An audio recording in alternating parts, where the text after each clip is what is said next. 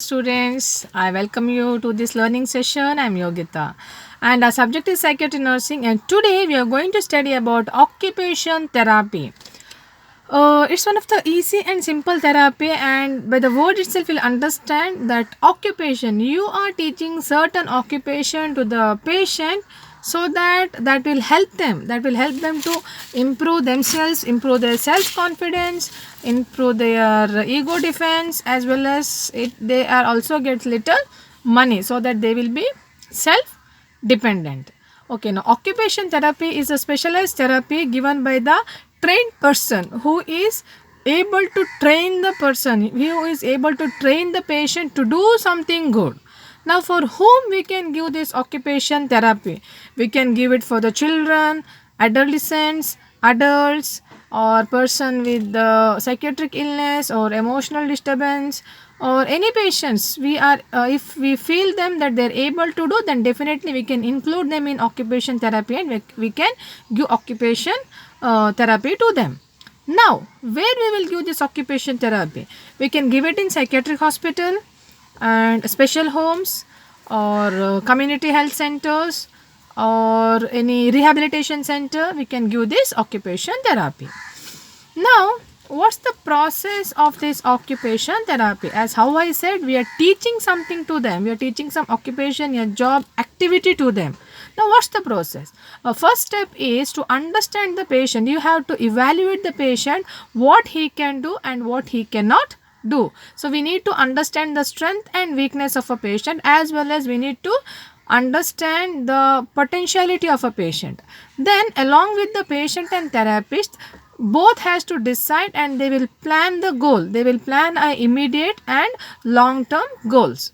After planning a goal, they are planning a strategy, implementation of interventions. Then they will implement the interventions, and with the guidance of therapist, a patient is working out, patient is doing the work.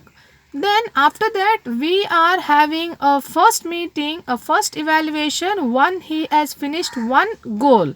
When the patient meet with the immediate goal, then definitely we will be having one review meeting, it including the staff and the patient, to see what's the level of patient performance. Once he has achieved that, then definitely we are setting the another goal, or another objective, and we are working to that. So therapist will help the patient to set the another goal and work on that. Now, what are the different types of occupation therapy we can give? Occupation activities. Now here we can give two types of occupation activities here. One is diversional, second is therapeutic. Now, what is diversional? Diversional activities are to divert the mind from the patient from stressful situations. Okay, so that we are training it, we are teaching them so that they can relax themselves, their emotions can be ventilated out, they feel a little stress free. Example, like we are organizing some games, or they are taking part in some activities. Okay. Then therapeutic. Now therapeutic means we are technically teaching something to the client which is really useful for them, so that it will give a certain personal and financial benefit to the client. Now for example, we'll teach the client to make basket making, paper bag making, carpentry, that we can teach. So because of that, person can divert his mind, he can implement like all his ideas in that work, and he can prepare that, as well as he will get a financial background, financial support also. So this is a way we are having this occupation therapy. And what's the role of a nurse?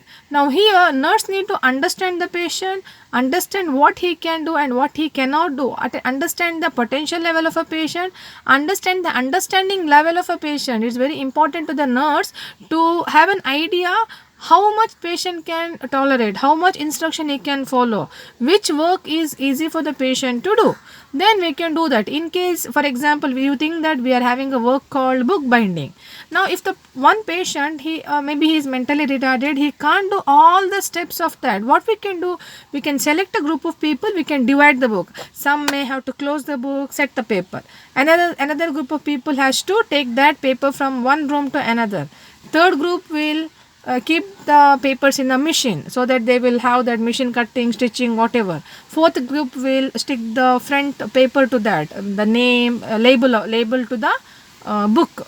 Okay, so this is the way we'll classify, we'll split the work and we'll give to the patient. So definitely they can learn that one task and they can have mastery in that task. So definitely no, they can work. So these all things can be done by the nurses. Also, nurse must understand different condition of a patient. Now, based on some disease condition, we can give certain activities to the patient. For example, if depression patient, we cannot give so technical taskful work where they are not able to achieve. If they are not able to achieve, then they again feel a little more low. So, depending on the condition, we need to give occupation. So, it's very important that the nurse should have a very good understanding about patient disease condition and prepare the setting where there is no threatening to the patient. The environment should be very calm and quiet, and the patient should get much of emotional or psychological support to achieve the task.